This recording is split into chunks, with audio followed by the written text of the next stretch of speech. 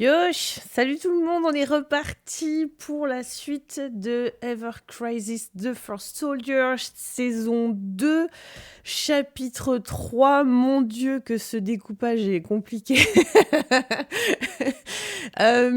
Donc, on en était à l'arrivée devant le temple où Sephiroth se sent appelé par la lame Masamune ou par son créateur, ou peut-être les deux, je ne sais plus exactement.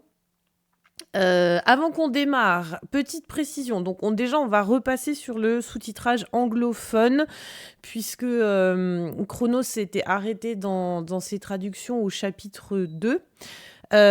Ensuite, j'ai 2-3 petites remarques à faire sur les chapitres précédents, après réflexion. Alors, d'une part, petit détail qui n'aura peut-être pas son importance, mais j'ai remarqué pendant le montage en fait de la dernière vidéo que j'ai fait que les espèces de traces violettes là qui me font toujours penser à vous savez, les miasmes de Genova, en fait, on en trouvait dans plein d'endroits, dans les décors où ils se baladent. J'avais pas du tout fait gaffe à ce détail quand j'ai enregistré mes premières réactions, mais ça m'a sauté à la tronche quand j'ai fait le montage après coup. Deuxième chose, le fait que, je crois que c'était au chapitre précédent, il y a un moment donné où Bachman et... Comment elle s'appelle la fausse Lucretia, là... merde, j'ai plus son nom. Alissa, pardon, ça m'est revenu. Bref, ils indiquent à Sephiroth, enfin, ils ont eu cette discussion avec Sephiroth et Angel de la désertion de Glenn et son équipe, qui donc ont quitté la Shinra à ce moment-là pour se rendre au Wutai. Or, en tout début de chapitre, on a une vidéo, enfin on a une cinématique où Sephiroth retrouve Glenn, qui lui donne des indications en essayant de se faire passer pour quelqu'un qui, enfin si j'ai bien compris, du coup j'en doute, mais travaille encore au sein de la Shinra, puisqu'il lui dit qu'il est aux ordres de Heidegger, etc. Alors que normalement, Sephiroth est censé savoir depuis des années que Glenn a déserté. Donc du coup, ça m'interroge beaucoup sur ce passage-là. Petite précision, Chronos m'a fait remarquer que quand Sephiroth parle de récupérer la lame, c'est pas dit dans un sens de juste il veut la pécho, mais c'est dit dans un sens où on est censé comprendre qu'en fait il a le sentiment qu'elle lui appartenait déjà et qu'il reprend son bien, en fait, d'une certaine manière. Oui, c'est ça, c'est récupérer quelque chose qui était déjà à lui. Donc je suppose que c'est pas le même mot en japonais. Mais du coup, dans la manière dont le sentiment, en fait, que Sephiroth a vis-à-vis de cette épée, du coup, ça change un peu la donne. Et le dernier élément qui m'a été donné dans les commentaires par un abonné, enfin abonné, je ne sais pas, mais en tout cas quelqu'un qui a commenté, donc Michael, merci à toi, détail très intéressant. Quand je disais que... Vous savez, dans les petits bonus qu'on a derrière, là, les The Story Beyond, on parlait de Angel et de Sephiroth, et je comprenais pas trop pourquoi est-ce qu'on avait... Je comprenais pourquoi est-ce qu'on avait ces rêves manipulatoires avec Sephiroth, je comprenais pas trop vis-à-vis d'Angel, mais en fait, il m'a fait remarquer qu'effectivement, ce qui... Comment dire? Le lien entre les deux histoires, c'est que Angel aussi, il a une épée, en fait, qui a une histoire spéciale. Et je me suis dit, ah, mais c'est peut-être ça le lien, en fait. C'est qu'ils sont chacun dotés d'une épée particulière, qu'un karma particulier, parce qu'en fait, ce que Michael me disait, c'était que la manière dont la Buster Sword a été forgée est pas top non plus, puisque... en fait, le père d'Angel a pratiquement sacrifié sa vie pour pouvoir le forger, enfin en tout cas pour pouvoir payer la création de cette épée. Donc quelque part, elle a une espèce de malédiction entre guillemets aussi dès le départ, même si c'est pas magique, c'est plutôt karmique, je sais pas comment le dire. Mais je me suis demandé si du coup, oui, il y a pas une histoire de parallèle avec la Buster Sword. sans savoir exactement quel pourrait être ce parallèle, mais je trouve ça super intéressant et j'ai un peu hâte de savoir du coup où ça va. J'ai encore plus hâte de savoir où ça va cette histoire avec Angel. Ok, bah donc on va commencer le regardage.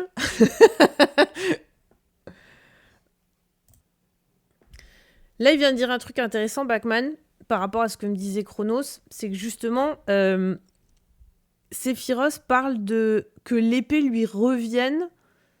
Comment on peut le dire en français À chaque fois, c'est des mots qui ont un double sens, c'est chiant. Mais en anglais, il parle vraiment de return to him. Donc, qu'elle lui revienne, mais pas dans le sens ça me revient de droit, mais elle a déjà été à lui et qu'elle retourne dans sa possession, comme s'il l'avait déjà possédée. Et effectivement, il met bien en exergue le fait que ça le surprend parce que l'épée n'a jamais été sienne et pourtant il en parle comme si c'était déjà le cas. Et il en parle vraiment comme quelque chose qui lui, voilà, qui lui revient de droit, quoi.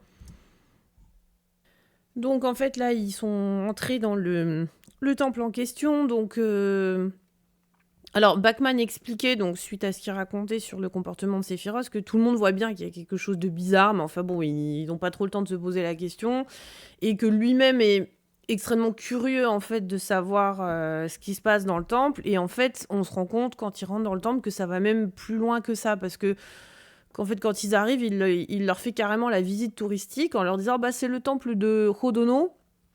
Il dit qu'il y en a d'autres comme ça dans la région. Il explique qu'il y a 5 statues à l'intérieur qui représentent en fait un peu des gardiens, etc.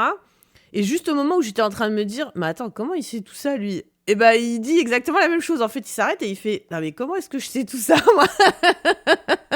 et, et, euh, et donc, t'as Alissa, là, qui lui fait une explication assez déconcertante en mode, ah, bah, c'est que l'endroit a l'air de bien t'aimer, c'est un peu comme moi. Parce qu'elle aussi, en fait, dans les chapitres précédents, donc elle savait beaucoup de choses sur la région. Elle le prend ça avec un immense naturel, mais c'est bizarre quand même, en fait. Ils ont pas l'air de trop s'en étonner. Comme s'il y avait, je sais pas, des sortes d'esprits, en fait, qui venaient leur parler et leur donner des informations sur la région. Pourquoi, comment, on ne sait pas.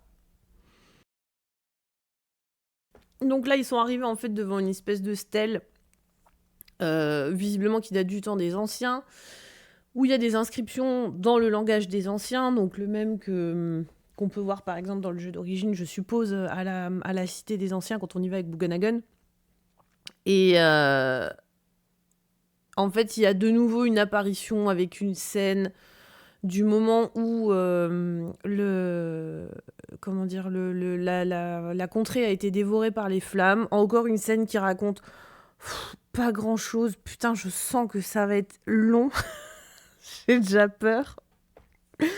Par contre, Bachman, donc, qui a l'air possédé là, hein, pour de bon, se met en fait à déchiffrer ce qui est marqué sur les stèles. Et donc, il parle de 5 lames. Alors, il a donné les noms, je vous avoue que je les ai pas retenus. Je sais pas si ce sera primordial, mais enfin, du coup, j'imagine que les 5 statues qui sont présentes dans le temple représentent les 5 gardiens. Donc, c'est-à-dire que Dachao, donc le sauveur des gens de cette région, n'était pas tout seul, il faisait partie de 5 fines lames qui se sont battues en fait contre les créatures, les esprits, là, enfin quoi que ce soit, là, le monstre, je sais plus exactement, enfin bref, qui avait envahi la région pour permettre aux habitants de s'enfuir.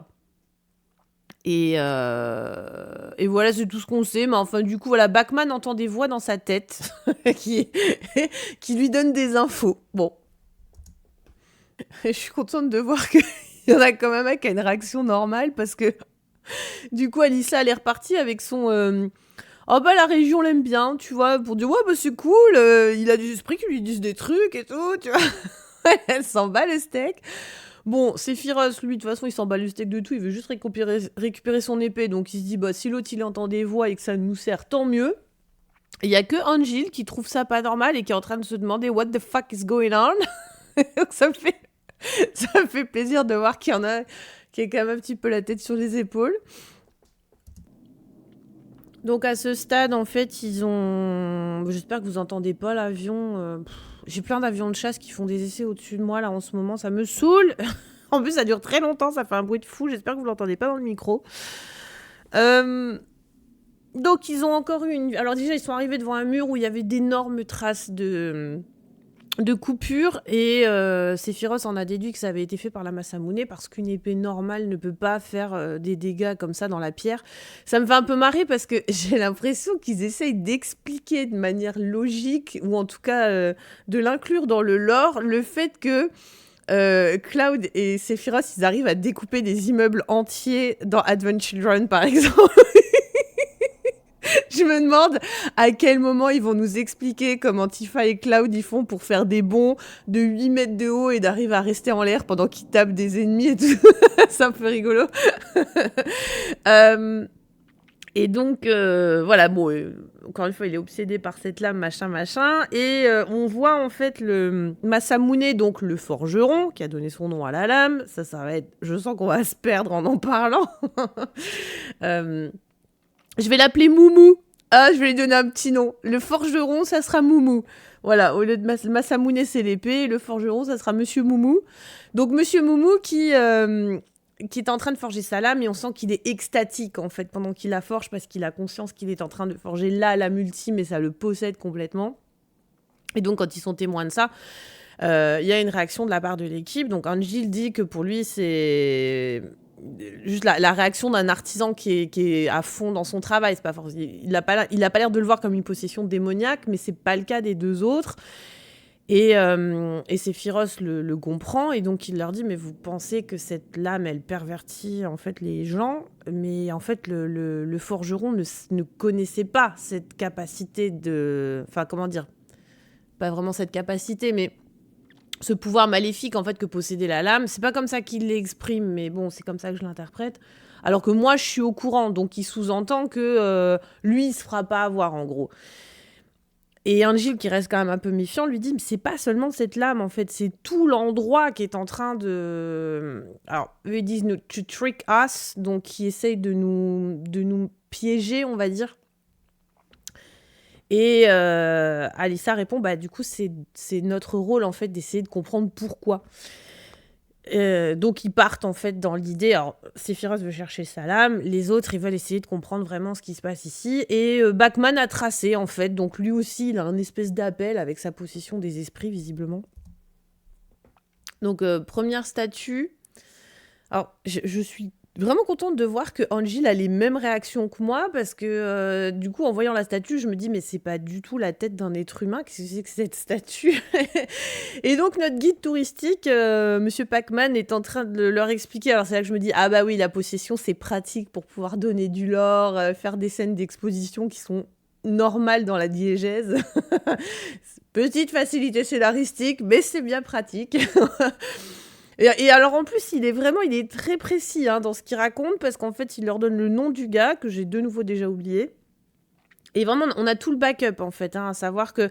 Alors déjà, les statues, en fait, représentent les bêtes, donc les monstres qui ont été emprisonnés dedans, et que la volonté, on va dire, quelque part, enfin, en tout cas, la force des guerriers permet de sceller dans les statues. Et donc, on apprend des détails... Je ne sais même pas si ça vaut le coup que je vous raconte. Peut-être ça va rallonger la vidéo pour rien. Mais alors, en gros, il aimait bien la picole. Donc, il avait tout le temps des emmerdes. Mais il était très fort. Et en fait, quand Dachao l'a recruté, il a compris qu'il y avait une force dans ce gars-là. Et il nous dit qu'il est mort à l'âge de 34 ans. Vraiment, il y a des trucs très, très précis par rapport à l'histoire de chaque héros. Je suis pas sûre que ce soit primordial de le savoir pour l'intrigue principale. Et donc, là où j'ai mis pause, il y a... l'espèce de fumée violette là qui ressort, donc j'imagine que l'esprit du monstre qui était dans la statue vient de se libérer. Pourquoi, on ne sait pas. Donc là on vient d'apprendre qu'en fait bon, comme on s'y attendait, j'imagine, mais enfin bon, à chaque fois qu'ils vont battre l'esprit qui est dans une des statues, en fait ça va petit à petit ouvrir la porte qui amènera à la Masamune. Et encore une fois, Angel est le seul qui est en train d'essayer de convaincre les gens qu'il y a vraiment quelque chose qui va pas quand même ici. Mais tous les autres sont en mode « Oui, non, mais on sait, mais oui, bah, c'est pas grave, t'as qu'à t'y faire, t'as qu'à faire avec, quoi. » Donc tout le monde est cool avec ça, sauf lui. Moi, je suis avec toi, Angela, j'aurais la même réaction que toi à ta place.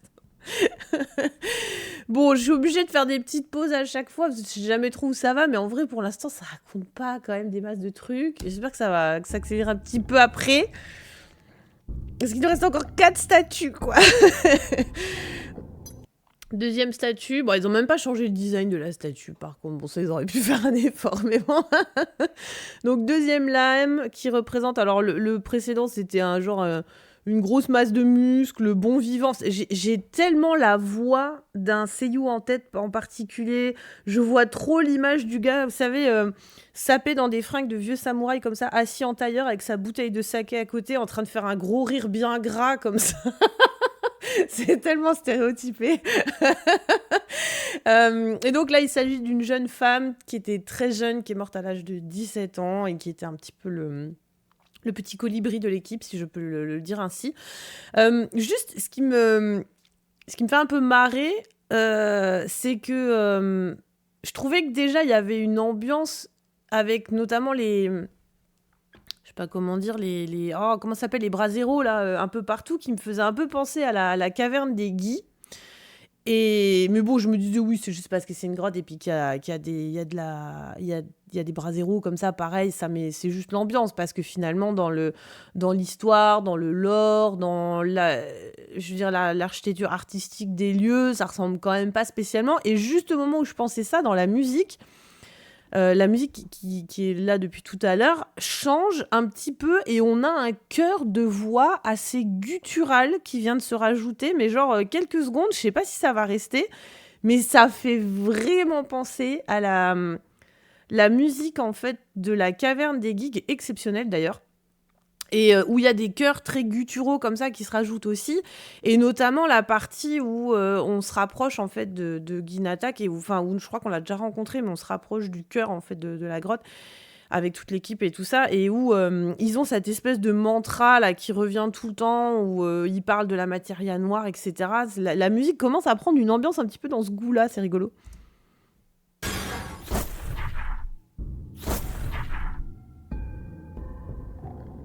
Ah, j'avais pas vu. Ah bah non, bah du coup, le chœur guttural est pas resté. Mais je l'ai rêvé ou... Attendez, je reviens dessus.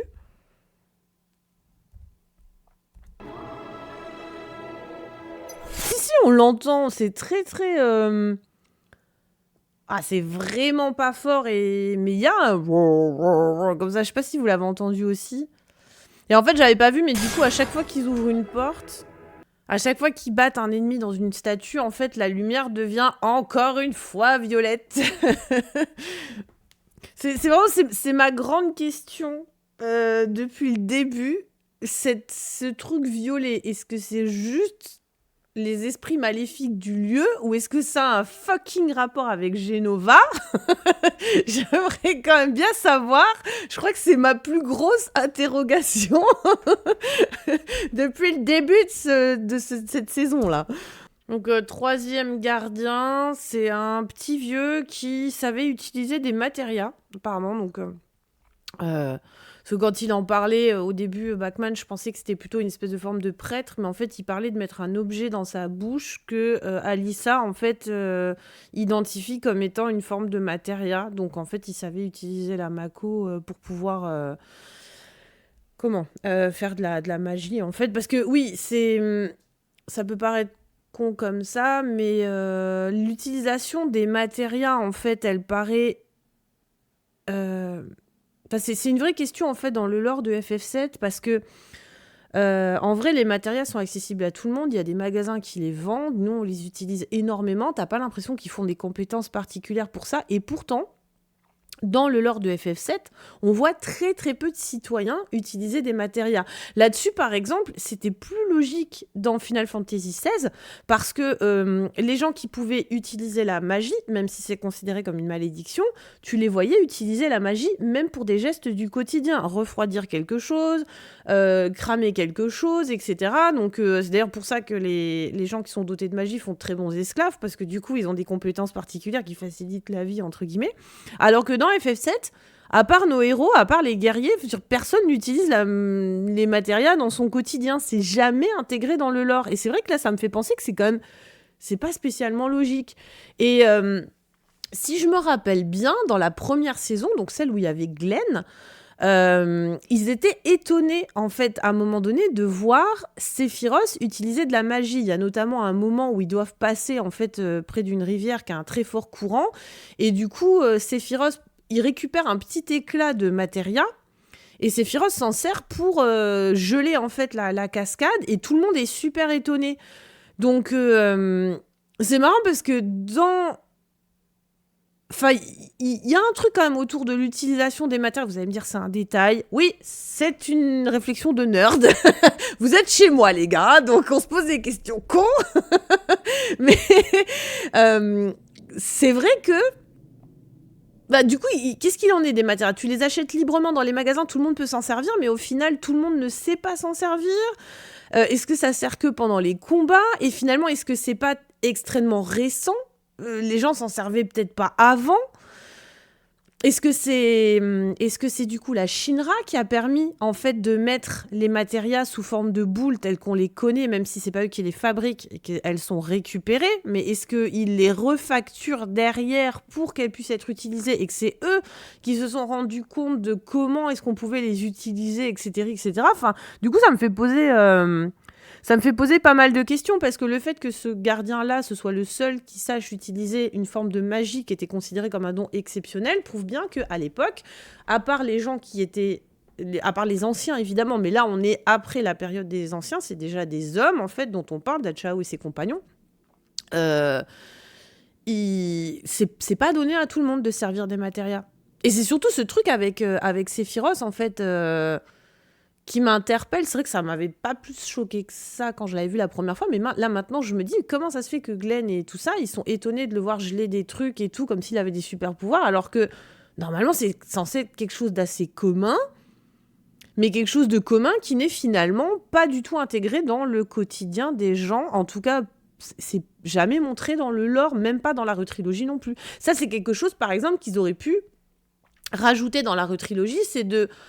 parce que, bon, évidemment que c'était compliqué à mettre en place dans le jeu d'origine, mais ça aurait pu faire partie des détails qu'on voit des gens utiliser de la matière dans leur quotidien. Et c'est jamais le cas. Du coup, on en est à quoi là? 1, 2, 3, 4e statut, je crois. Donc là, il s'agit du neveu d'Achao, qui était un épéiste hors pair, qui a même surpassé son oncle. Et en fait, je viens de me rendre compte que à chaque fois, il parle un peu de la mort, en fait, de ses... Comment des différents guerriers. Et là, il disait que il avait... Comment dire? Il est apparu comme il possédait une armure de flamme. Dans ses derniers moments, il est apparu comme l'incarnation du feu. Je sais pas ce que ça veut dire, Clad. C'est marrant d'ailleurs parce que c'était le nom français de Cloud dans FF7. Alors je suppose que ça veut dire qu'il était... Merde, je trouve même pas le mot en français. J'allais dire coincé, mais c'est pas le mot que je cherche. Enfin, engoncé dans une armure brûlante. Et du coup, je suis en train de me dire, est-ce qu'il n'y a pas un rapport avec les éléments, avec les autres précédents? Parce que par exemple, la jeune fille semble avoir un côté un peu aérien. Le premier, j'imagine que c'est plutôt un truc très terrestre, le côté colosse, tout ça. Je vais revenir sur le troisième. Parce qu'il a parlé de sa mort aussi, du fait qu'il était... Voilà, il est mort en fait sans savoir que...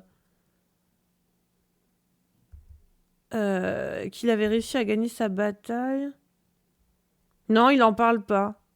Ok. Non, bah il y a peut-être pas forcément de lien avec les éléments alors. Je me suis dit peut-être est-ce qu'il avait pas utilisé l'eau avec sa magie. Je crois que c'est pas mentionné. J'en reviens un peu plus en arrière. Non, il précise pas. Il précise pas. Bon, en même temps, ça aurait pas apporté grand-chose à l'histoire, mais j'adore ce genre de petits symboles, tout ça, de ce petit parallèle. Vous le savez. Ok, on va revenir là où on en était. Dans la compilation de scènes que j'ai, il a enlevé complètement les phases de combat, et c'est dommage parce que je vois pas la tête des opposants des monstres qui ressortent. J'irai peut-être regarder chez Chronos après. qu'il a fait une réact en fait sur cette partie-là. J'aimerais bien voir à quoi ils ressemblent les ennemis. Des fois, il y a pareil, il y a de la symbolique à aller chercher, tout ça. J'aime bien regarder un petit peu. Quand c'est des ennemis particuliers, évidemment. Donc là, ils sont partis pour aller chercher la statue qui reste. Donc évidemment, c'est celle de Da Chao. Celui qui est décrit comme étant le héros parmi les héros et le seul de l'équipe des 5 lames en fait qui est resté en vie jusqu'à la fin. Et du coup, Angel fait le parallèle avec Sephiroth qui lui refuse de faire cette connexion. Et donc, il s'arrête et il propose à tout le monde en fait de faire une petite pause et de reprendre un peu ses esprits, tout ça, parce que il dit aux autres, je vois bien que cet endroit vous fait quelque chose, c'est quand même pas normal. Et donc, l'argument en face, c'est de dire, oui, mais dans ce cas-là, le mieux, c'est d'en finir au plus vite, quoi. Et donc, je sais pas pourquoi, mais quelque chose me dit que du coup, le fait que Angel soit le seul à garder ses esprits dans cette grotte va peut-être certainement servir à un moment donné dans le scénario pendant que tout le monde va péter un câble. Et là, en fait, Angel, il a eu un flashback de ce fameux briefing de prémission auquel Sephiroth ne s'est pas rendu. Et en plus d'avoir des informations sur la région et puis la mission, etc., il a demandé des informations sur Sephiroth et... en fait, à part dire que c'est un héros qui, quelle que soit la mission, quelle que soit la dangerosité de la mission, arrive toujours à l'accomplir. Voilà, ils savent pas grand-chose. Et donc, ça se termine avec Angel qui dit que, bon, du coup, c'est un bon partenaire, puisqu'il est efficace. Et quand il revient à lui après se souvenir, on l'entend dire peut-être pas tant que ça. Et en fait, il se fait tancer par toute l'équipe qui est en mode non, mais en gros, c'est un peu toi qui pètes les couilles, tu t'inquiètes trop, c'est bon. En gros, c'est un peu le chieur de l'équipe, quoi. Ils sont tous à fond dans leur délire et le fait qu'Angel soit réticent, ils sont pas dans ce délire-là, quoi.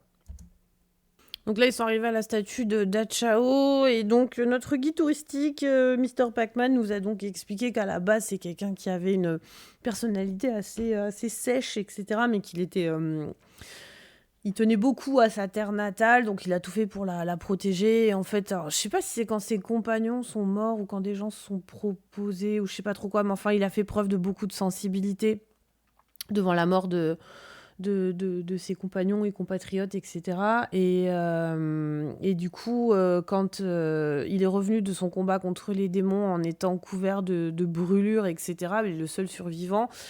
Ce qui ne l'a pas empêché de vivre très longtemps, parce que si j'ai bien compris, il est mort à l'âge de 100 ans. Et donc, en fait, il a permis au peuple de Higara, donc la région du sud du Wutai, puisque maintenant elle porte un nom, de migrer vers le nord. Et c'est là qu'ils ont fondé, du coup, la nation du Wutai. Et donc, ensuite, avec la... Parce que, pardon, je réfléchis en même temps, mais j'étais en train de me dire, le mont Dachao... Donc... appelé comme ça en son hommage, mais je vois pas le rapport avec les statues qui sont gravées dessus dans l'original. Surtout qu'en plus, on aurait pu se dire, ils auraient fait un espèce de mont Rushmore, tu sais, comme avec les têtes des présidents là aux États-Unis. Vous auriez pu mettre, je sais pas, les têtes des 5 lames. Ouais, ça aurait fait tellement Konoha, encore plus Konoha. Mais dans ma tête, franchement, le Wutai, ça va ressembler à Konoha. Si je vois des mecs avec des bandeaux, avec des feuilles dessinées dessus, je serais même pas étonnée, quoi. Mais c'est pas du tout à ça que ressemble la statue dans l'original, et je pense qu'ils garderont son design. Donc du coup, je me demande c'est quoi le rapport avec le design de la statue par rapport au lore qu'ils sont en train d'amener sur Da Chao, en tout cas. Peut-être ça n'a rien à voir. Peut-être c'est juste des divinités... du passé, je sais pas quoi, et que c'est juste le mont qui porte le nom de Da Chao, peut-être rien à voir avec ce qui est gravé dessus, mais oui, c'est le genre de questions que je me pose, moi. J'insiste, je sais plus si je l'ai dit ou pas, mais il y a que 3 personnages dans la montagne d'origine. 2 ou 3? J'ai un doute. Non, 3. Un en bas, un à gauche, un à droite. Ils ont même pas 5.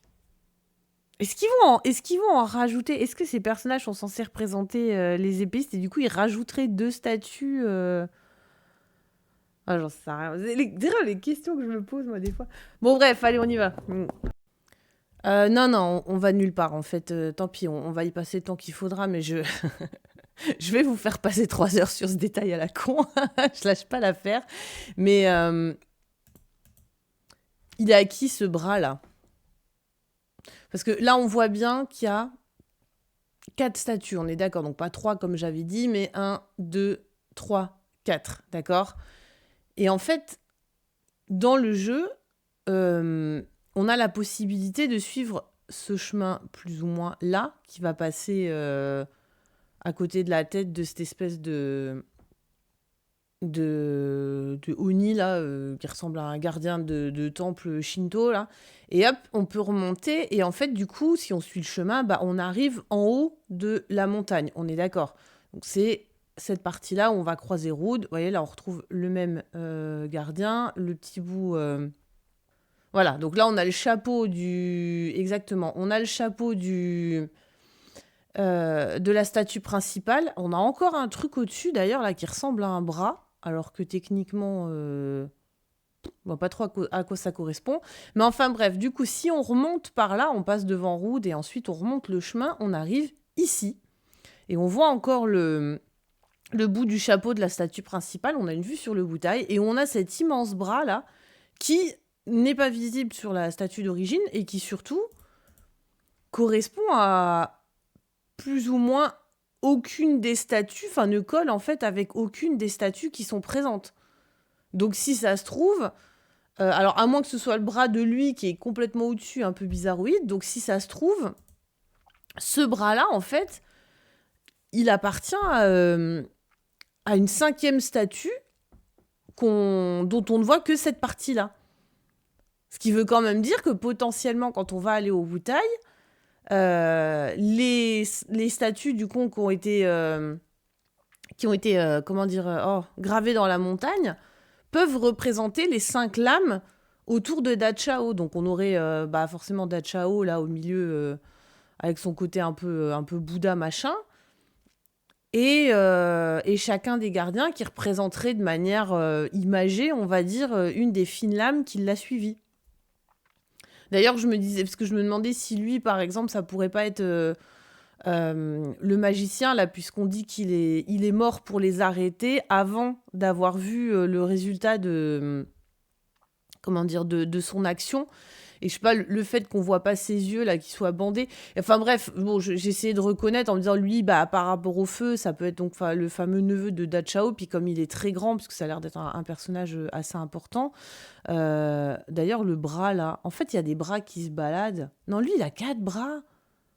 D'accord, lui, il est censé avoir 4 bras. Ce que je suis en train de me dire, c'est finalement, j'ai rien dit, il y a des bras qui se baladent. Mais non, c'est la même statue, le corps là, qui a 4 bras. Enfin, lui, là, qui pourrait être notre poivreau bon vivant ou je sais pas quoi. Et puis, la jeune femme un peu aérienne qui serait tout en haut. Et je me disais, comme le magicien, il est censé mettre des bouts de matériel dans sa bouche pour faire de la magie. Je vois bien un truc du genre où on a des énigmes. Parce qu'à l'époque, par exemple, fallait se faire offrir des... Comment on appelle ça, des écailles de Léviathan pour pouvoir... dans cette grotte-là, par exemple, il y avait des flammes, en fait, qui étaient inextinguibles et qui permettaient d'accéder à la matéria Léviathan, justement.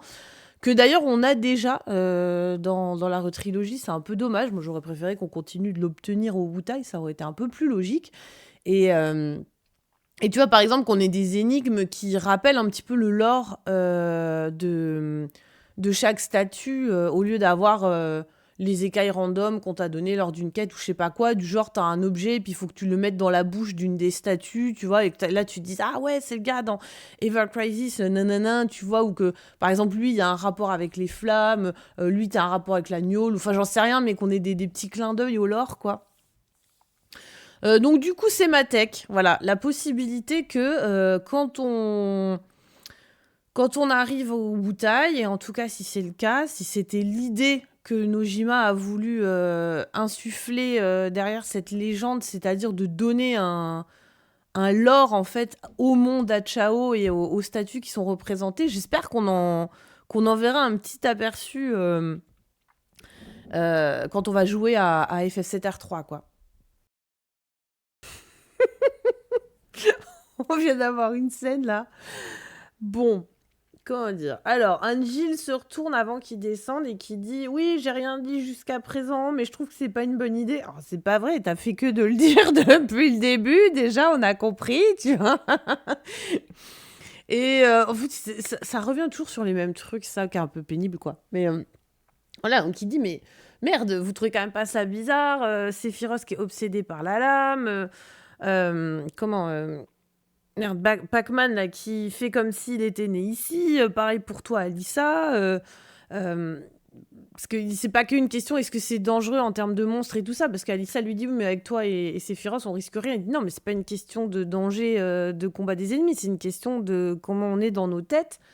Et, euh, et Alissa lui dit, non, mais c'est toi qui est bizarre, en fait. Ils essayent de nous aider Enfin, en fait, c'est le lieu, en fait, qui nous envoie ça pour nous aider. T'as qu'à l'accepter. Tu refuses ça tout le temps, c'est chiant, quoi. Enfin, lui dit pas c'est chiant, mais en gros, l'idée, c'est qu'ils sont pas d'accord avec lui.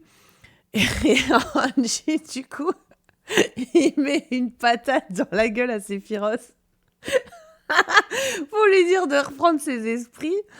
Et du coup, il s'en est repris une dans la gueule et visiblement, il est un peu sonné. J'aime bien les explications très viriles de garçons, tu sais, qui, qui règlent leurs problèmes en se mettant des mandales dans la gueule. Du coup, comme Angie il a l'air de rester par terre, je me demande s'ils vont pas y aller sans lui. Et que du coup, il va redébarquer à la fin quand tout va être perdu, comme, tu vois, il va pouvoir revenir en héros en mode « Ah, tu vois, je te l'avais dit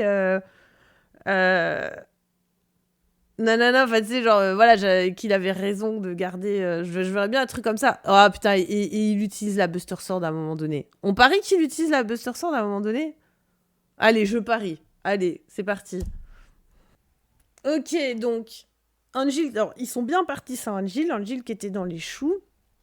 Et en fait, à un moment donné, il dit get away, donc barrez-vous, en gros, mais et il a des espèces voilà, ces petits esprits là, ces feux follets violets là qui sortent de son corps, et il repart dans ce rêve, enfin dans un rêve, et donc il est à Costa del Sol, et en fait il parle avec ses parents et il leur dit euh,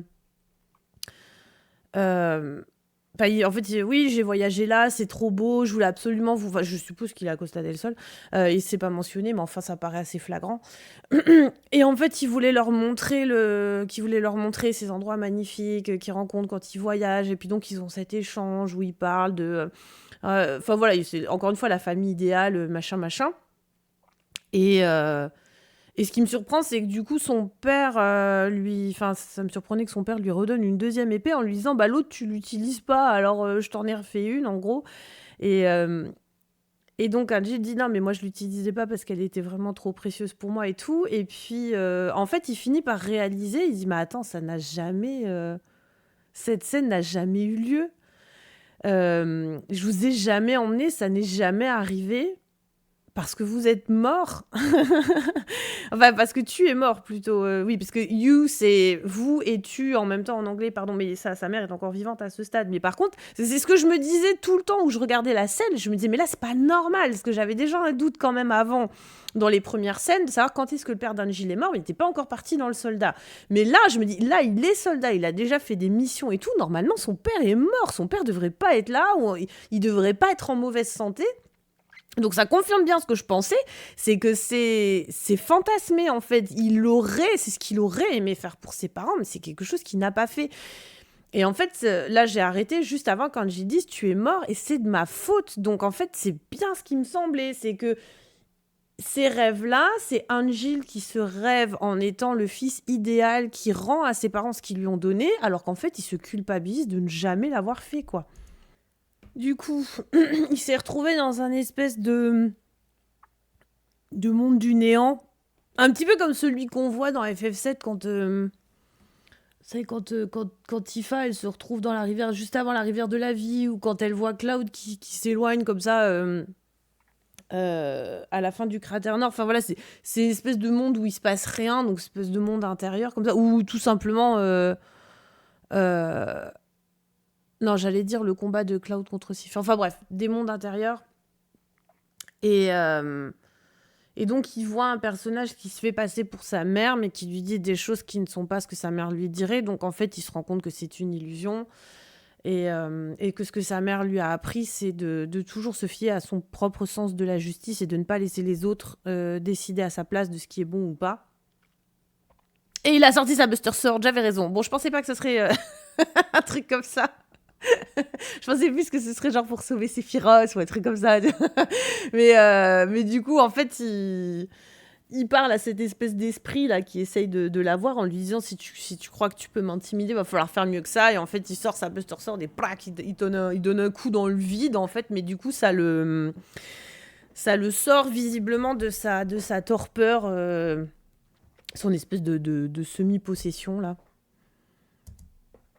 Ah, il est pas con, Angie, parce qu'il vient de se dire, bon, et toi, Sephiroth, qui est apparu devant toi? Et en fait, qui est-ce qui tire les ficelles, quoi? Et du coup, il a bien compris que pour que Sephiroth soit autant motivé, entre guillemets, enfin, autant possédé, c'est qu'il doit très certainement avoir vécu quelque chose de similaire. Et il se demande qui est la figure, en fait, qui le pousse, comme lui s'est fait posséder, en fait. En gros, son point faible, son affectif, c'est ses parents. Et donc, bah, bien évidemment qu'on sait que c'est Lucretias et que la présence de Alissa, qui a la même tête en permanence, évidemment renforce encore plus le lien avec ses visions illusoires de sa vie, là. Enfin, en quoi ça lui donne envie d'aller chercher la Masamune plus qu'autre chose? J'en sais rien, mais... Ou alors c'est pour compenser l'histoire de la perte. Ce qu'il vient de dire, cette épée qui est en face de moi, cette épée qui sera toujours mienne. Du coup, contrairement à sa mère, en fait, je ne sais pas. Est-ce qu'il fait un lien comme ça? Je suis en train de réfléchir, est-ce que symboliquement, ça dirait quelque chose d'intéressant? Mais peut-être je vais attendre de savoir ce qu'il en est vraiment avant de commencer à faire... Ça y est, j'ai mon cerveau qui s'enflamme tout seul, là, mais on va déjà essayer de savoir où ça va vraiment.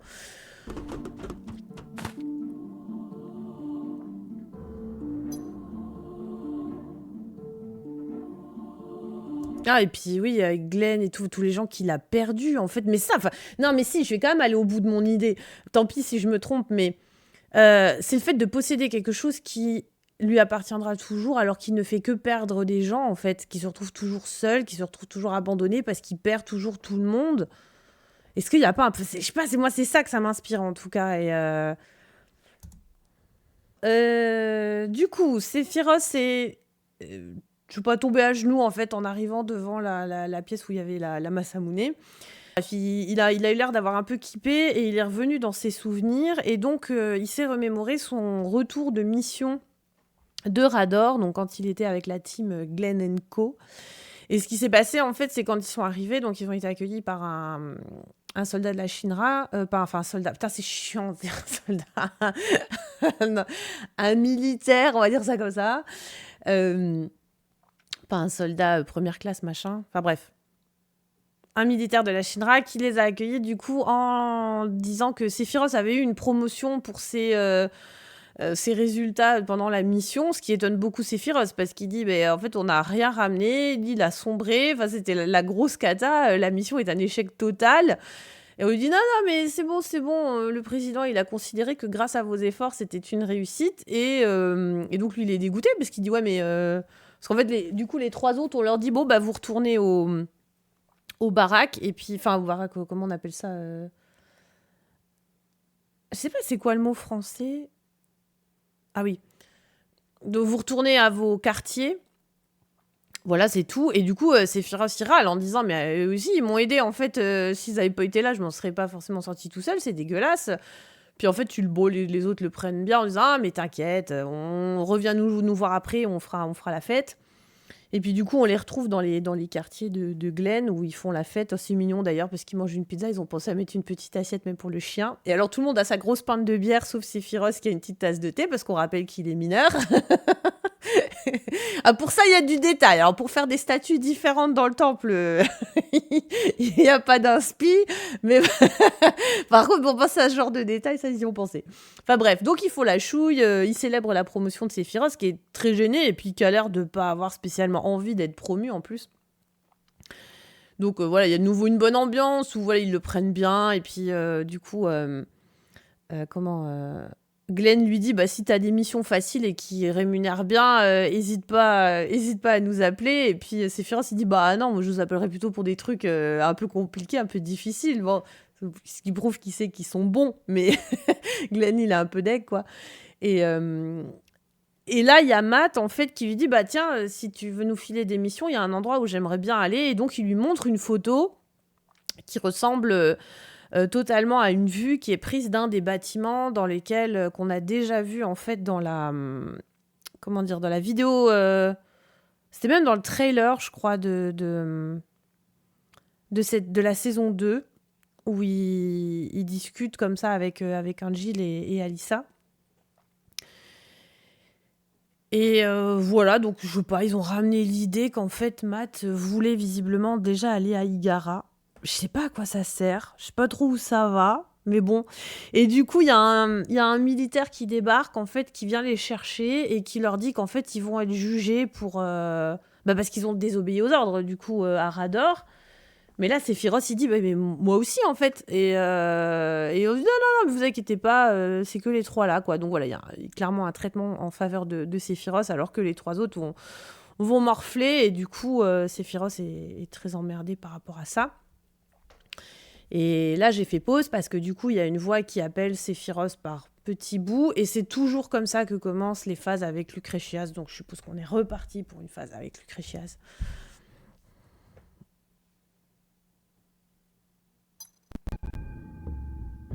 Ah non.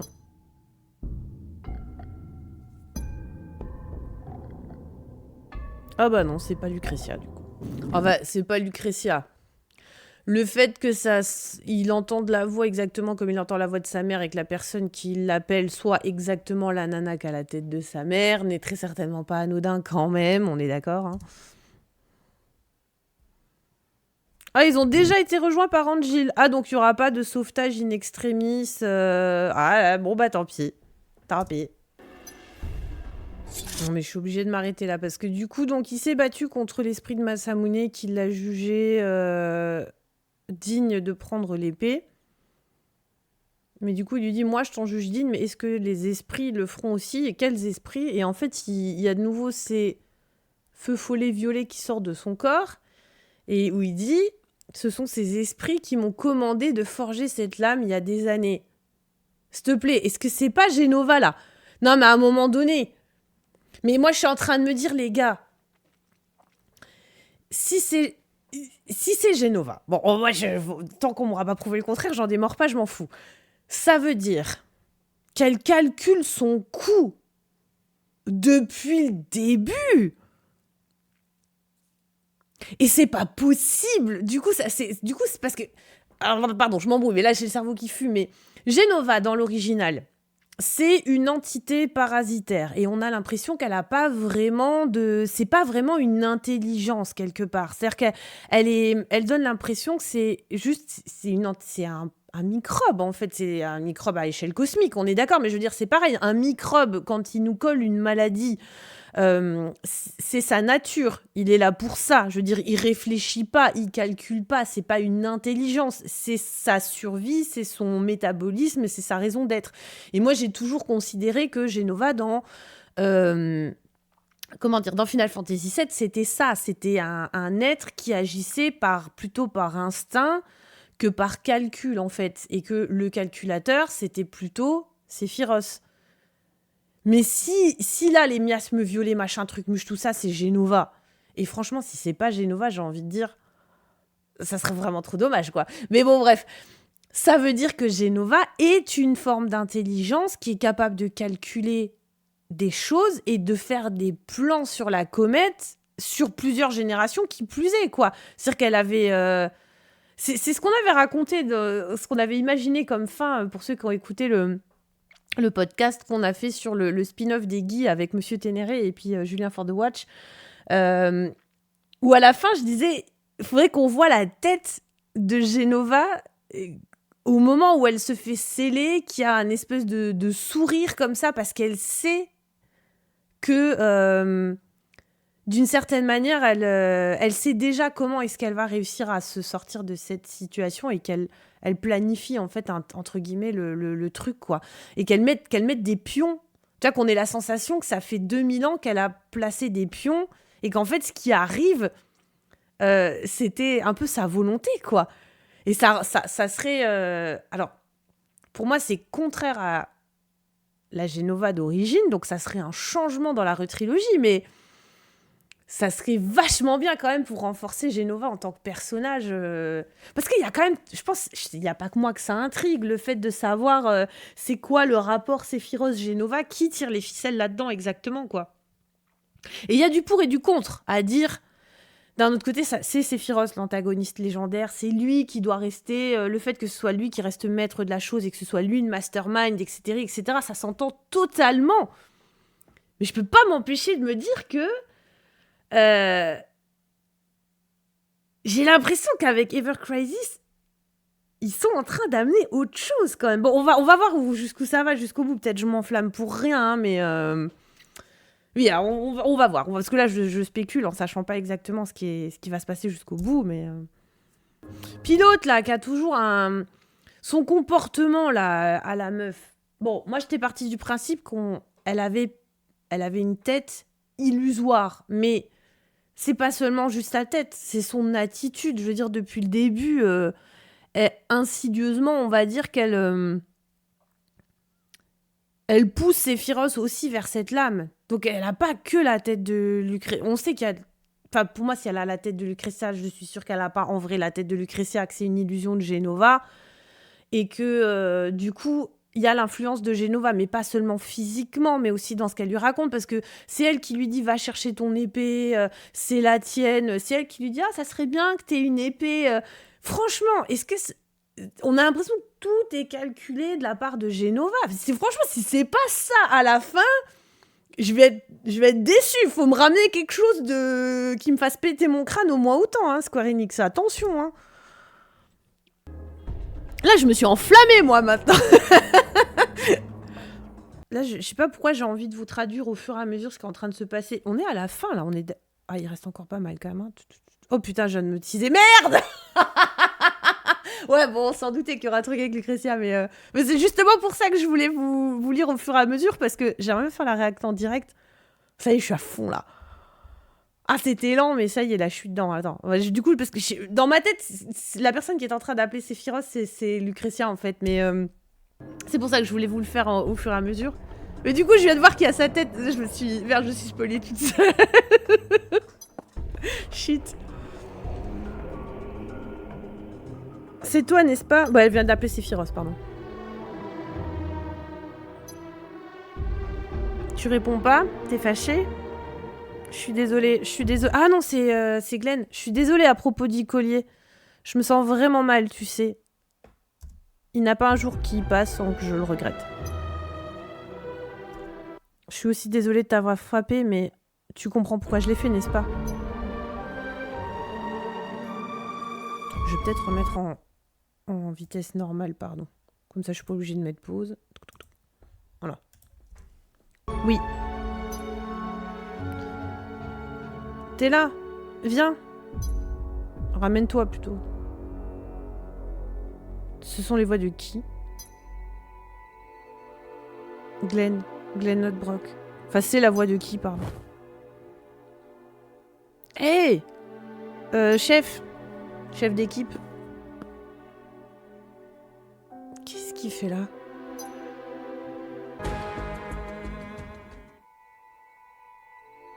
Cette voix appartient à Glenn, t'es sûr? Oui, est-ce qu'il était là depuis le début? C'est pas possible. Tu vas le suivre? Enfin, tu vas... Elle a pas dit... Non. En fait, c'est tu vas la suivre. Elle parle de la voix, elle parle pas de Glenn, parce que c'est it, c'est pas him. Laissez-moi juste un moment. Bien sûr. On voudrait pas que tu fasses quelque chose de... Merde, comment on traduit reckless en français? Peut-être de risqué ou un truc comme ça, quoi. On va faire une pause.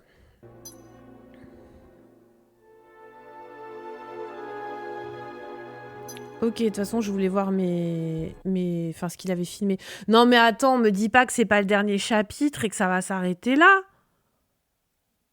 Il y en a encore un? Non. Bon, bah, je vais repasser en traduction, pas... Ah, putain, non! Oh, vas-y! Ouais, ok, bon, on a eu de nouveau. Oh, putain, non, mais c'est la fin du chapitre en fait, donc c'était. Oh non, on n'aura pas les réponses aujourd'hui, fait chier quoi. Je savais pas qu'il y en avait un quatrième. Donc en fait, bon, Bachman, il nous fait son petit résumé de ce qui s'est passé. Bon, je vais pas revenir dessus parce qu'en fait, il a résumé ce qu'on vient de voir. En fait, donc à chaque fois, c'est le petit résumé quoi. Là, on a vu encore une fois un faux souvenir en fait où. Il est dans la salle du coup d'entraînement virtuel là, ou d'entraînement tout court, je sais pas trop. Du coup, il y a Ojo en fait qui le teste et qui lui envoie des monstres qui ont l'air plutôt réels en fait finalement. Et oui, ça doit être ses expériences de laboratoire et tout ça. Enfin bref, et donc Sephiroth les défonce et donc Lucretias apparaît. Non, mais il faut pas faire du mal à mon fiston, nanana. Et et en fait, Ojo remarque que les paramètres en fait de Sephiroth augmentent quand sa mère est là et du coup il voudrait retenter l'expérience. Enfin, c'est-à-dire que quand il a essayé de protéger sa mère, c'est-à-dire qu'elle arrive, il y a un monstre qui est là, donc en fait il protège sa mère. Donc j'ai déduit que les paramètres en question qu'il a vu augmenter, c'est parce que quand il veut protéger sa mère, du coup, bah forcément, ça lui met une montée d'adrénaline, donc il se bat mieux. Et donc il a envie de continuer l'expérience en rajoutant des monstres, etc. Et en fait, Sephiroth se barre avec sa mère. Ça fait plaisir de voir Ojo se faire, se faire planter pour une fois, parce que c'est quand même super énervant de voir qu'un mec aussi tordu, on lui dit jamais non, d'habitude. Donc là, ils se sont barrés, quoi. Donc après ça, en fait, il se retrouve dans la chambre de Sephiroth et on est reparti pour un blabla maternel de Lucretia qui dit à Sephiroth, oui, mais moi je veux pas que c'est à moi de te protéger, parce qu'en fait tu es une personne spéciale, c'est toi le fort qui défend les faibles, mais c'est à moi de te protéger et tout. Et donc Sephiroth voilà, qui termine en disant que il n'y a que sa mère qui s'inquiète autant de lui et que lui aussi il s'inquiète énormément pour elle et que même si le monde s'effondrait, il serait encore là pour la protéger. On se dit toujours un peu la même chose, hein. C'est oui, ma mamounette, nanana. On a un vrai souvenir d'Angile là, à l'enterrement de son daron, j'imagine. Du coup, normalement, ça devrait être un vrai souvenir, puisqu'il sait que. Ah non, c'est encore un faux souvenir. Du coup, parce que je me disais, mais si c'est un vrai souvenir, pourquoi il y a toujours l'aura violette rosâtre là? Mais oui, bah parce qu'en fait, là, il arrive à l'enterrement de son père et sa mère s'apprête, je pense, à l'envoyer bouler, alors que je suis persuadée que c'est pas du tout comme ça qu'elle a réagi dans la vraie vie. Donc en fait, ça reste de la manipulation, c'est-à-dire qu'il s'est rendu compte que les souvenirs qu'il avait de la famille idéale n'étaient pas les bons, mais la manipulation continue puisque la faiblesse reste la même, sauf que cette fois-ci, je vais dire Genova, pour moi c'est Genova, tant pis hein, si c'est pas ça, mais on va l'appeler comme ça. Cette entité, on va dire voilà, l'entité manipulatrice, restons professionnels, je pense, va exploiter sa faiblesse, mais par rapport à sa culpabilité, du coup, d'être responsable de la mort de son père, évidemment. Ouais, il y a un truc là. Bon, alors du coup, il se retrouve face à sa mère qui lui balance, c'est exactement ce qu'il pense, c'est-à-dire qu'elle lui dit oui, tu fais genre tu veux aider les autres, mais en fait, tu voulais juste te tirer de ta misère dans ton coin. Et du coup, Angel se met à douter en disant mais est-ce que vraiment j'ai essayé de faire quelque chose pour aider les gens et pour aider mes parents, alors que finalement, est-ce que j'ai pas juste fait ça parce que je voulais me sortir de ma situation et je voulais que les gens me... C'est chiant parce qu'il y a des mots, je les connais en anglais, mais j'arrive pas à trouver d'équivalent français. To praise. C'est quoi le mot français? Enfin, qui voulait se faire mousser, quoi. Qui voulait qu'on l'admire, en gros. Je vais le dire comme ça, c'est pas le mot que je cherchais, mais bref, je le trouve pas. Qui voulait qu'on l'admire. Et en fait, à chaque fois... parce que du coup, bon, il tombe à genoux, il est dégoûté, il pense qu'il devrait juste disparaître. Voilà, il s'en veut énormément. Et en fait, sa mère, tout à coup, redevient toute douce en lui disant non, mais tout le monde fait des erreurs. Comment elle lui sort ça? Enfin, en gros, faut juste faire un monde honorable. Et elle lui parle de s'endormir et de ne pas se réveiller. Et la manière. En fait, Sephiroth, ça finissait exactement de la même manière. Elle lui parlait d'aller au lit et de ne pas s'inquiéter de se réveiller. Donc, comme si on voulait qu'il sorte plus du tout du rêve. Et là, juste au moment où elle dit ça, il y a Angel qui dit « Réveille-toi ». Ah, bah voilà, donc oui, ouais, c'est bien ce que je disais. Le fait qu'il ait gardé la tête froide, ça va servir. C'est lui qui va les sortir de ce truc-là, je pense. Et il s'est servi de la Buster Sword. Et j'avais pas complètement faux, hein. Ça s'est pas passé comme je pensais, parce qu'en fait, c'est pas Sephiroth qui va sauver, c'est lui-même. Mais j'avais pas complètement faux. Ok, donc il s'est sauvé avec la Buster Sword, quoi. La fameuse épée de son papa, qui est la source de sa culpabilité, en plus. Donc, c'est pas mal, c'est chiant, là. Ah, du coup, j'ai envie de savoir la suite. Bon. Eh ben, je suis pas sûre, non, j'aurai pas le temps malheureusement de faire la suite aujourd'hui. Bon bah tant pis, je la verrai une autre fois. Peut-être la semaine prochaine, j'aurai le temps d'enregistrer. Bon, c'était long à démarrer, mais du coup, ouais, là, j'ai vraiment envie de savoir, j'ai envie d'avoir le fin mot de l'histoire, là. Je veux savoir tout ce qui se passe derrière, c'est plutôt intéressant. C'est longué, mais c'est quand même intéressant sur la fin. Bon, bah, rendez-vous pour la 4e partie. Je savais pas qu'il y avait une 4e partie, pour savoir comment ça va se terminer tout ça. Est-ce que je vous ai dit complètement n'importe quoi ou est-ce que j'ai pas complètement tort dans ma vision des choses? C'est ça le challenge aussi, c'est que du coup tu t'imagines des trucs et tu veux savoir si t'as bon ou pas, quoi, tu vois. C'est pas seulement juste le fait de connaître la fin de l'histoire, mais c'est le fait de se dire est-ce que j'imagine des couilles ou pas, quoi. Et ça, c'est vrai que c'est un peu l'enthousiasme de la théorie, c'est quelque chose que je découvre avec FF7, mais forcément c'est quelque chose que tu ne peux faire que quand tu connais vraiment bien une œuvre et que tu ne fais pas que de la découvrir, mais tu mobilises aussi un certain bagage et que ça te permet de faire des connexions et de tirer des ficelles et tout. Vraiment, ça m'enthousiasme trop là de partir de l'œuvre originale et à travers cette œuvre-là et ce qu'ils racontent dans cette œuvre-là, d'essayer d'imaginer ce qu'ils vont nous ramener dans la re-trilogie qui re-raconte des choses en restant fidèle à l'original, mais en rajoutant quand même des trucs et tout pour essayer de savoir où ils vont. Ça fait... C'est vrai qu'on n'a pas grand-chose à se mettre sous la dent pour imaginer ce qui va se passer dans la re-trilogie par la suite. Et là, ça permet de mener un petit peu l'enquête. Parce que d'habitude, moi, je vous fais des vidéos sur du déjà existant. J'ai quand même toujours beaucoup de choses à dire, parce que j'avais déjà beaucoup de choses à dire sur l'original que j'ai jamais eu l'occasion de raconter. Mais là, c'est du vrai nouveau contenu, en fait. Et même si je pense qu'ils ne peuvent pas se permettre de mettre du contenu trop important, évidemment, dans Ever Crisis, parce que tout le monde ne l'aura pas fait dans la 3e partie. Donc, ils ne peuvent pas mettre quelque chose qui est nécessaire à la compréhension de la partie 3 de la retrilogie dans Ever Crisis. Même si, en vérité, je continue de me demander ce que comprend quelqu'un par rapport à Zack qui n'aurait jamais fait Crisis Core, en fait. Donc, le fait de dire le transmédia doit pas être obligatoire, ouais. En plus, c'est quelque chose que je reprochais à FF15. C'est quelque chose que j'ai beaucoup reproché à FF15. C'est de nous avoir offert une histoire qui était charcutée au possible. Et qu'en fait, si tu veux avoir toute l'histoire, il faut avoir lu les bouquins, fait les DLC, regarder les animés, machin. Et je me suis dit que...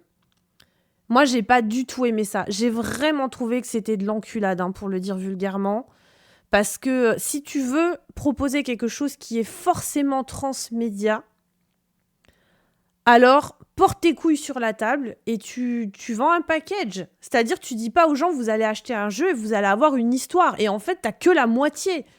Enfin, je veux dire, c'est un RPG, les gars. Dans un RPG, l'histoire, c'est quand même super méga important. Donc, tu peux pas nous faire un truc comme ce qu'ils nous ont pondu là, en mode si tu veux vraiment comprendre quelque chose à ce qui se passe et que tu veux vraiment que les personnages aient du background et que tu veux vraiment savoir ce qui s'est passé à des moments où tout à coup ta gueule c'est magique, eh ben il faut que tu achètes le bouquin, dans ce cas-là tu faisais un pack tu le vendais pas 90 balles, tu le vendais 250 balles, mais tu disais on a vendu un produit où pour que vous ayez la totalité du truc il vous faut ça, du transmédia.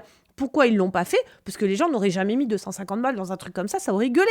Mais si c'est ton concept, porte tes couilles jusqu'au bout et fais-le. Et du coup, j'aimerais pas personnellement qu'ils fassent la même chose avec FF7. C'est-à-dire que normalement, la retrilogie, elle doit se suffire à elle-même. Et le contenu qu'on a ailleurs, ça doit être que du contenu annexe. Et si il faut, pour que les gens qui n'ont jamais joué au jeu comprennent Non, normalement, les gens, ils n'auront pas besoin de jouer à Crisis Core parce que pendant la séquence du live stream, tout va s'éclairer. Mais c'est quand même, ça doit être quand même relou pour quelqu'un qui connaît pas du tout Crisis Core de se dire qu'il va falloir attendre 10 ans avant de comprendre c'est qui le brun, là, qui apparaît dans les timelines et tout. Moi, je peux pas me mettre à la place de quelqu'un qui connaît pas l'identité de Zach, mais spontanément, comme ça, je me dis, il a une place dans l'histoire, machin, il revient, nanani, nanana. Et à part quelques flashbacks qui sont faux... Ah, mais non, mais en même temps, c'est ça qui est cool. Non, j'ai rien dit. C'est peut-être pas ce qu'ils sont en train de faire avec FF7. Et tant mieux, d'ailleurs. Hein. Parce que finalement, quelqu'un qui ne sait pas du tout et qui n'a pas été chercher les infos, parce que soyons clairs, si tu ne sais pas, tu peux aller voir n'importe quelle vidéo sur YouTube et tu peux connaître l'histoire de Crisis Core en une après-midi. C'est pas dur d'aller chercher les infos si tu les veux. Mais quelqu'un, vraiment un joueur lambda, parce que nous, on est des fans, donc on pense comme des fans des fois. Mais il y a des gens, ils achètent juste le jeu en se disant on m'a dit que le jeu là, il était bien, il a été bien noté, tiens, je vais voir ce que ça donne, quoi. Oui, ça existe des gens comme ça. Ça fait bizarre de se dire que ça existe des gens comme ça, mais oui, ça existe. Et il faut qu'ils soient considérés comme étant des joueurs. Et je me dis que du coup, il joue avec Zach, et en fait, au fur et à mesure, il découvre, et que tout comme ils ont joué sur la perception de Cloud pour nous perdre sur notre propre perception de la mort d'Aerys, je me dis que quelqu'un qui ne connaît pas le fin mot de l'histoire avec Zach se fait aussi... va avoir du coup une perception biaisée, parce que si ça passe par celle de Cloud... En fait, ils peuvent comprendre qui est Zach, mais pas vraiment. Et du coup, quand bien même il est déjà là, il y a quand même la séquence du live stream qui peut leur faire dire « Ah ouais !» Et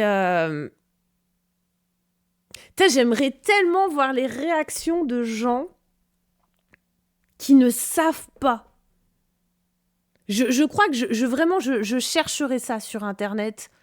Quand j'aurai fini la retrilogie, faudrait que je m'en rappelle, mais je serais tellement curieuse d'avoir les réactions pendant la séquence du live stream de personnes qui n'ont aucune idée de ce qui va se passer. Je vais vous raconter une anecdote pour le fun. Pour ce qui est de Star Wars, j'étais très emmerdée quand Star Wars est revenu vraiment hyper à la mode, et notamment dans des supports en fait qui touchaient les jeunes générations, parce que quand mes enfants étaient gamins, moi j'ai pas voulu leur montrer trop tôt Star Wars, parce que je suis pas du genre moi je sais qu'il y a des parents qui montrent des films à leurs gosses à des âges où moi personnellement je l'aurais pas fait, déjà parce que je trouve que le contenu est pas forcément très adapté, et puis parce que je me dis, mais est-ce qu'ils sont en capacité de percevoir toute la profondeur de l'histoire, quoi. Pardon, j'ai loqué. Et pour ce qui est de Star Wars, du coup, on a voulu attendre. Mais quand c'est redevenu hyper à la mode, et mon fils, en fait, à la bibliothèque, il empruntait... il connaissait pas les films, mais le lore, en fait, de Star Wars est hyper attractif, en fait, évidemment, hyper fascinant. Donc, en fait, je lui ai emprunté des livres entiers, des guides, en fait, sur l'univers de Star Wars et tout ça, mais en me disant, putain, j'aimerais quand même pas qu'il soit spoilé sur l'identité de Dark Vador, parce que je voudrais qu'il le découvre pendant le film, et puis ma fille aussi. Et donc, on a tout fait. Et c'était dur, du coup, vu qu'il s'intéressait à la galaxie Star Wars, entre guillemets, au lore de Star Wars. J'ai tout fait pour garder la révélation pour qu'il la voie pendant les films. Et du coup, quand on a vu les films, leur père et moi, on s'est dit, ah bah, ils vont enfin savoir. Et en fait, quand c'est arrivé, putain, mais ils ont eu zéro réaction. Moi, j'étais genre, je les regardais et je me suis dit, ils vont faire, mais non, et tout. Et en fait, ils ont strictement rien dit. Il y a eu aucune réaction. J'étais dégoûtée.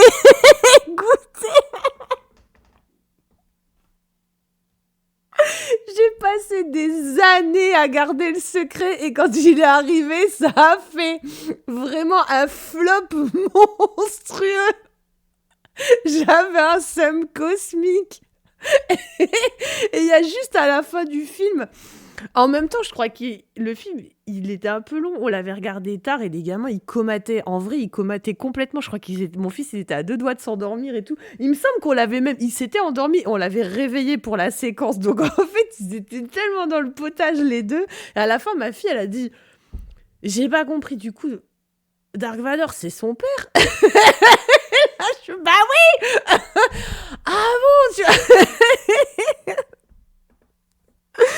Donc du coup, bon, des fois, on se fait des montagnes sur des trucs.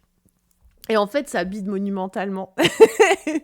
Mais j'aimerais quand même bien réussir à trouver quelque part la réaction, la vraie réaction, pas la réaction de quelqu'un qui fait genre oh là là, je découvre Final Fantasy VII, alors que ça se sent gros comme une baraque, que c'est pas vrai, que même s'ils ont pas joué au jeu, ils connaissent déjà l'histoire et que c'est du... C'est ça le problème avec les réactions et tout ça, machin, et qui fait que moi, je vais pas trop vers ces trucs-là, sauf quand je sais que les personnes, elles le font avec authenticité. C'est que oui, c'est cool de voir quelqu'un réagir à quelque chose, parce on peut comment dire, on peut s'identifier. Il y a un côté... ça nous apprend rien, mais sur le plan humain, ça peut créer des liens. Mais quand c'est du vrai, et je suis persuadée qu'il y a des montagnes de fake en fait là-dedans, avec des gens qui se mettent complètement en scène dans le react et tout, je trouve ça naze. Mais le fait d'avoir la réaction sincère de quelqu'un qui va vraiment découvrir le fin mot de l'histoire avec Zach dans la retrilogie, putain, mais je donne mon sang quoi pour pour voir ça, franchement. Ouais, non, je préfère donner mon sang à des gens qui en ont besoin. Pour sauver des vies. Mais ah ouais, je paye, je vous jure, je paye pour voir ça, quoi. J'espère vraiment que j'arriverai à trouver au moins une pépite dans ce goût-là. On a complètement dévié de Ever Crisis, c'est n'importe quoi. Bon, c'est pas grave, on est là aussi pour discuter. Ok, bon, bah je vous laisse. Et bah, prochaine étape, chapitre 4, pour avoir enfin le fin mot de l'histoire. Je suis sûre qu'il y en a plein qui me regardent et qui doivent se dire « Ah, mais nous, on sait !» Donc, s'il vous plaît, toujours pas de spoil dans les commentaires. Laissez-moi... il me reste un chapitre. S'il vous plaît, ne me le spoilez pas. Et on se donne rendez-vous, du coup, la prochaine fois pour la suite de cette aventure qui commence enfin à devenir un petit peu intéressante. C'est cool.